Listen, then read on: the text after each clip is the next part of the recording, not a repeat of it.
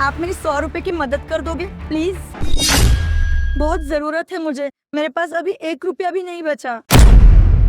Ma'am साहब, मैं आपको जानती भी नहीं हूँ, ऐसे कैसे आपको 100 रुपए दे दूँ? बात तो आपकी सही है कि आप मुझे जानते नहीं हो, लेकिन आप मेरी 100 रुपए की मदद कर दीजिए ना। एक्चुअली मेरी बहुत अर्जेंट मीटिंग है और मुझे टैक्सी रिक्शा कुछ भी मिले, मुझे वहां पहुंचना बहुत जरूरी है। अगर मैं वहां टाइम पर नहीं पहुंची तो मेरा करोड़ों का नुकसान हो जाएगा। मैं आपके आगे हाथ जोड़ती हूँ, प्लीज मेरी 100 रुपए की मदद कर दीजिए। मैडम, आप हाथ मत जोड़िए, मैं देती हूँ आपको पैसे। ये लीजिए ma'am. Thank you so much. मैं आपका ये एहसान जिंदगी भर नहीं भूलूंगी और ये पैसे आपको जल्द ही लौटा दूंगी। नहीं नहीं, कोई बात नहीं, जब आए तब दे देना। हाँ दीदी, जरूर लौटा दूंगी। चलो मैं अभी चलती हूँ। हे भगवान, आज दिन भर की मजदूरी सिर्फ 100 रुपए ही बनी थी और वो भी आज मैंने इन मैडम को दे दी। अब मैं क्या करूँ? घर पर कुछ भी नहीं है, ना दाल है ना चावल है। अब मैं क्या बनाऊंगी? अरे निशा रुक, तेरे पास इतना पैसा है, गाड़ी है, बंगला है और मेरी कंपनी में तेरी पार्टनरशिप है, फिर भी तू झाड़ू वाली दीदी से 100 रुपए ले रही थी, पर क्यों? हाँ, मैंने वो झाड़ू वाली दीदी से 100 रुपए लिए ताकि आगे जाके मैं उसकी मदद कर सकूं। क्या मदद? पर कैसी मदद?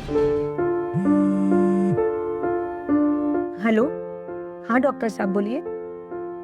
क्या 55,000 रुपए?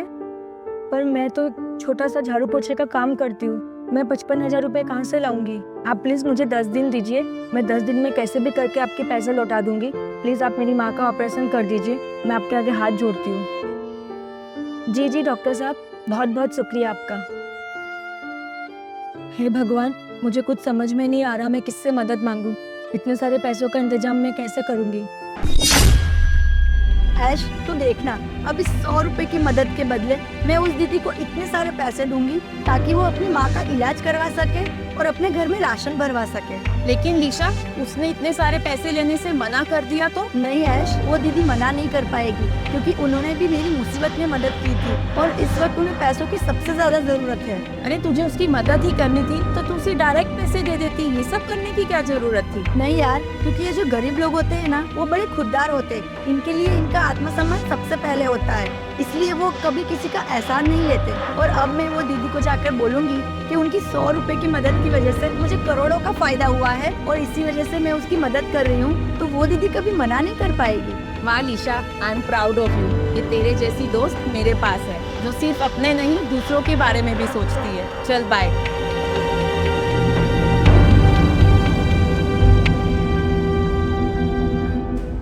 दीदी, ये लीजिए आपके 100 रुपए।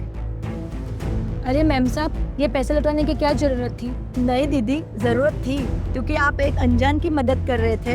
अगर मैं आपको आज ये पैसे नहीं लौटाती तो आपका इंसानियत पर से विश्वास ही उठ जाता। जब मैं मुसीबत में थी तो आप ही ने मेरी मदद की थी, तो मेरा भी फर्ज बनता है कि मैं भी आपकी मदद करूं। ये लीजिए दीदी आपके पैसे।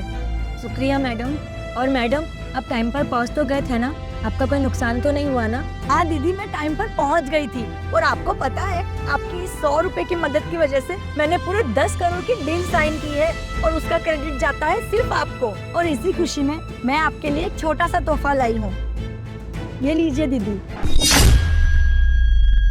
ये कुछ पैसे हैं, आपके काम आएंगे। अपनी छोटी बहन समझकर ये पैसे रख लीजिए। नहीं नहीं मैडम, मैं इतने सारे पैसे कैसे ले सकती हूँ? मैंने तो सिर्फ आपके 100 रुपए की मदद करी थी ना। दीदी मना मत कीजिए, ले लीजिए, ये पैसे आपके माँ के इलाज में काम आएंगे।